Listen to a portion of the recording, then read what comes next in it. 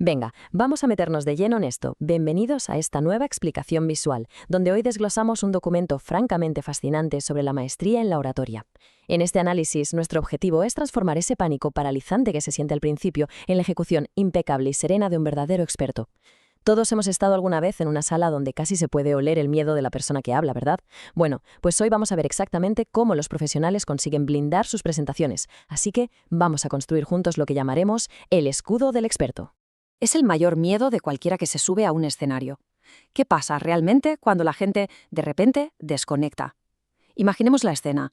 Empiezan a notarse los primeros bostezos en la tercera fila, hay susurros al fondo de la sala, miradas que se clavan en las pantallas de los teléfonos móviles. O peor aún, el público se vuelve abiertamente hostil. A quien no tiene experiencia le entra el pánico y simplemente acelera, cruzando los dedos para que el sufrimiento termine cuanto antes. Pero el material que estamos analizando hoy demuestra que el experto hace justo lo contrario. Despliega tácticas muy concretas con una calma absoluta para volver a meter a todo el mundo en el bolsillo. Para entenderlo mejor, vamos a seguir nuestra guía táctica de supervivencia, que se divide en 5 pasos clave. Veremos la sintonía con la audiencia, la maestría en las preguntas, cómo gestionar crisis inesperadas, el poder absoluto del silencio y, para rematar, unos ejercicios prácticos de control. ¡Vamos allá! Empezamos con el módulo 1, la sintonía con la audiencia. Ojo que aquí la clave está en saber leer la sala en todo momento.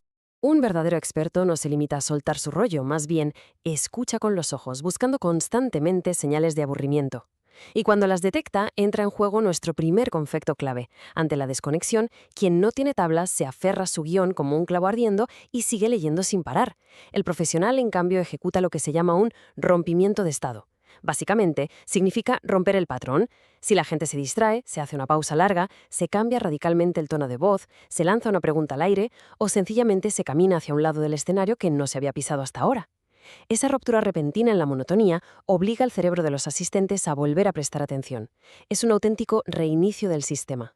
Y muy de la mano con lo anterior, tenemos lo que el texto denomina el efecto camaleón, que explica cómo construir un puente de empatía. A ver, imaginemos la típica charla justo después de comer, cuando la digestión amenaza con dejar a media sala frita. La energía está por los suelos. Si salimos al escenario pegando gritos y con un entusiasmo estridente, lo único que vamos a conseguir es generar rechazo. Es un choque de energías brutal.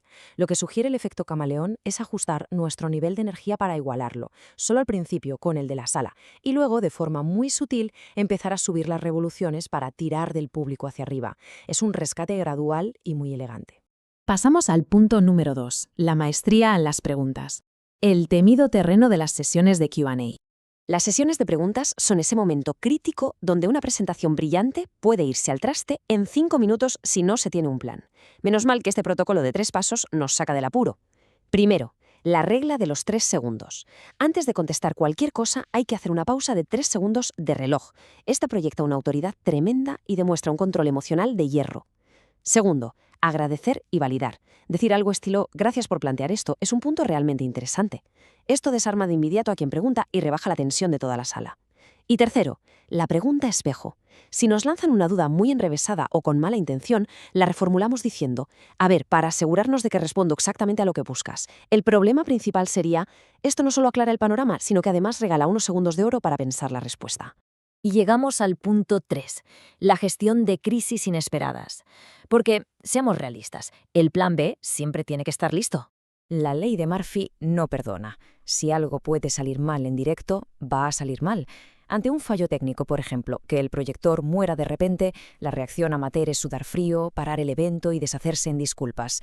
El experto simplemente lanza una broma rápida, algo como «bueno, parece que la pantalla nos está pidiendo a gritos que charlemos sin distracciones», y sigue adelante tirando de memoria. Y luego está la otra gran pesadilla, el heckler, esa persona del público que interrumpe o busca pelea.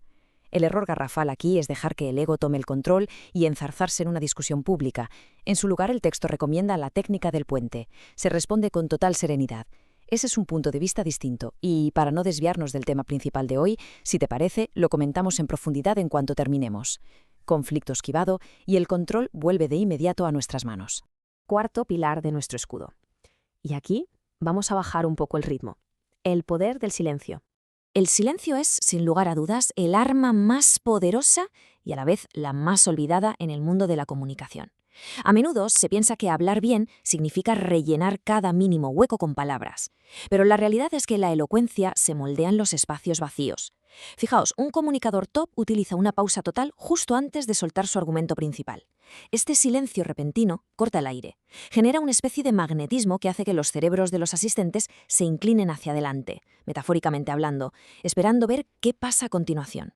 Pero igual de crucial es el silencio que viene después. Tras dejar caer un concepto de peso o un dato que rompe esquemas, no podemos salir corriendo a leer la siguiente línea de la diapositiva. Hay que saber quedarse habitando ese silencio durante unos segundos. Es absolutamente necesario para que la idea resuene en la sala, aterrice y se quede grabada a fuego en la mente de quien nos está escuchando.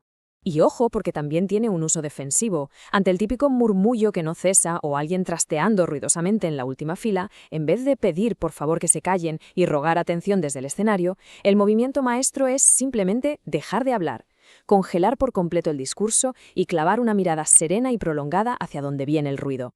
Esa presión silenciosa, sumada a que todo el público se girará a mirar qué pasa, neutraliza el problema en cuestión de segundos. Por último, vamos con el punto 5, los ejercicios prácticos de control. Pasamos a la acción. Claro, todo esto suena fantástico sobre el papel, pero la maestría es puramente memoria muscular.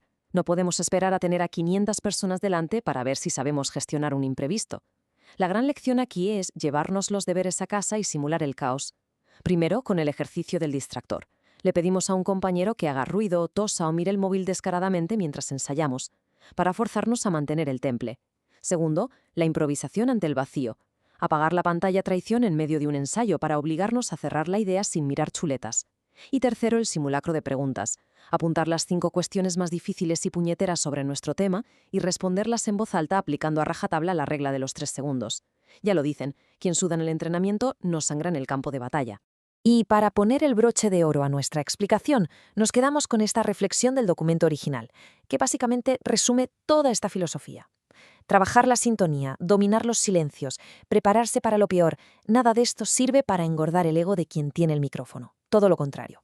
La excelencia en la comunicación solo se alcanza cuando el ego se echa a un lado y nos ponemos al servicio absoluto del mensaje y de la gente que nos escucha.